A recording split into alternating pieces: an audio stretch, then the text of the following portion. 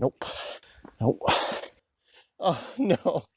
Today on Derek's version, we're going to compare a traditional North American splitting maul with the Nordic might of the Fiskars axe.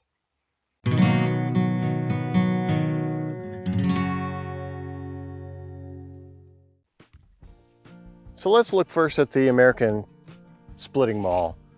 How many thousands of cords of wood do you think, or millions, maybe millions, you think, have been split over the last 150, 200 years with an axe just like this one in North America? Is it because, you know, if it ain't broke, don't fix it? Do you think it's worked so great that we've never thought to move on to something else? Well, I don't know. I've split quite a few cords of wood with mine, and honestly, I've been happy with it. It's got a 6-pound head, and I guess the basic anatomy of a splitting maul is that it's got a narrow cutting surface, and then the cheeks are very narrow, and then it widens out at the anvil part. And then for pounding on stuff, but also being pounded on, it's got a nice flat sledge surface on this side. And I mostly use it for putting this in a giant round of wood and then giving it the old 1-2 with a sledgehammer to get it through. How does it cut? Well, I mean, it's in the name. It mauls your wood to death. Would I say I like it? Yeah, I would say I like it. I've done a whole lot of wood with these. I don't know that I'm partial to this one in particular. It has a fiberglass handle with a rubber grip, and this will give you blisters on your fingers. But honestly, I like it, and I'm looking forward to see how this does against the Fiskars. That's going to be a running joke here. I can see it coming. Let's have a look at the Fiskars. So the Fiskars axe, I don't know. Did they mean to make it look so aggressive? Well, if they meant to, I guess they did a pretty good job, because I mean, it looks pretty business-like. It looks like it could split. I mean, first off, I mean, there's a lot of differences in this axe. It's shorter. The angle of the head is more straightforward and angled down at the cutting edge. There's no real ellipse. There's no real curve to the cutting edge. And then if you look, the cheeks, they pop right out. And I guess the idea is that when you hit the firewood, it's meant to pop the fibers apart instead of smashing and beating its way through. And I guess that's a pretty European way of thinking of things, isn't it? I'd say they probably split a few cords of firewood in Finland too, that's where these are from. So they must be onto something. I say we do a competition. I'll lay out some wood and we'll do the Fiskars versus the splitting maul, and we'll time it. Okay, so I piled up 8 rounds on each side. I'm gonna go splitting maul and Fiskars axe, and we're gonna see. They're both roughly from the same cut of wood. They're both roughly the same size. And let's get this party started with the splitting maul.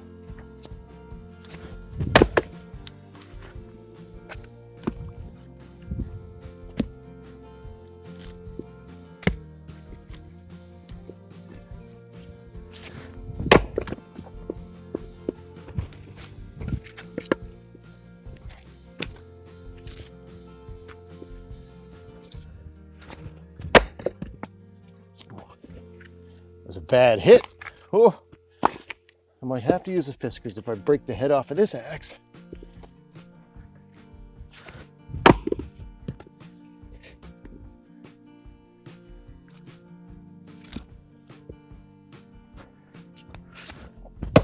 Oh. Ah.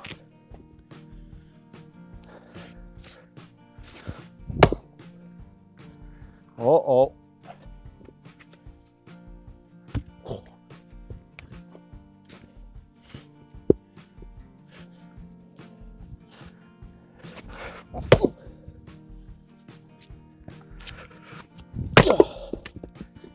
Go.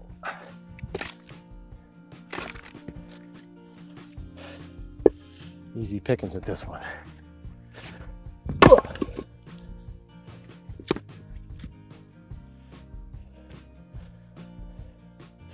I hit this funny one, huh? Oh, I'm taking that as a moral win. Taking that as a moral win.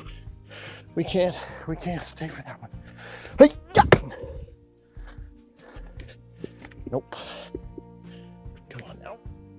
we go. Yeah. Nope. Oh. Hey, yeah. Jeez, I'm not doing this any favors with my aim, am I? Hey, yeah. Oh, we're so close. Hey, yeah. All right, I'm calling that one. That's good enough. All right. Well, I'll put the time up somewhere here. I don't know where. I'll put the time up so you can see, and let's move on to the Fiskars.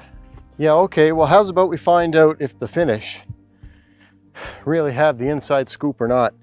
I did make a small concession here, though. I put a bigger piece because that last piece on the other side was a bit of a bear, and I wanted to make this a fair comparison. So let's go with it first, since it's bound to give me the most trouble.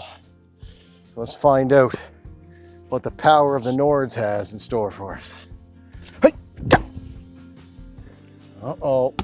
Here we go. It's much the same story as the splitting them all. I dare say this is probably having a little hard time, actually. Oh, that's really jamming in there. Yeah, they're saying you're not supposed to do it like this with this axe, but... Oh, I got it. Yeah. I'm wasting time. Yeah, that's got it. Wasting time. All right, here we go. Here we go.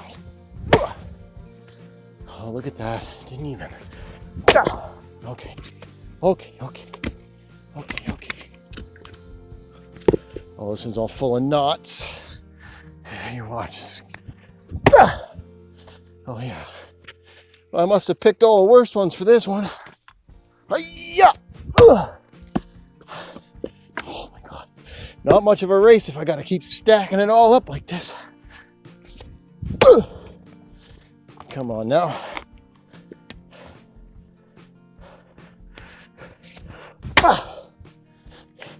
Okay, that's good, that's good, that's good, that's good. Moving on, moving on. We can make up some time here. We're gonna make up some time. I really want this to win. I really like the idea of how streamlined it is and how it's lighter. I like to think that a design can overcome sheer brute strength. Uh-oh. I don't have a good feeling about it. I just don't have a good feeling about it. I'm not getting very good splits. You're just gonna have to live with it. Yeah. Here we go. Oh no. There. Whew. All right. I'll put the time up here. Right as soon as I catch my breath. Well, I'll be damned. I looked over the footage and what do I see? A 201 for the Fiskars axe. Well, what did we learn? Well, I learned that I am not as young and as fit as I once was. And what else did we learn? Well, I didn't get as tired out with the Fiskars, and I got through that a little faster. But I guess admittedly, I might have put a little more hustle into this because this was kind of my horse. But I don't know. I think maybe I'm going to try to split all my wood this year with the Fiskars and see how I do. And maybe I'll use the Maul as my backup. I always used the Maul before, but I mean, that was a good performance. I can't complain. So, I mean, take that for what you will. I know some people have a bit of an axe to grind, so to speak, with the Fiskars axe, but I like it. And the proof is in the pudding, as you can see. Anyway, that's all we got time for. Thanks for watching. This has been Derek's version.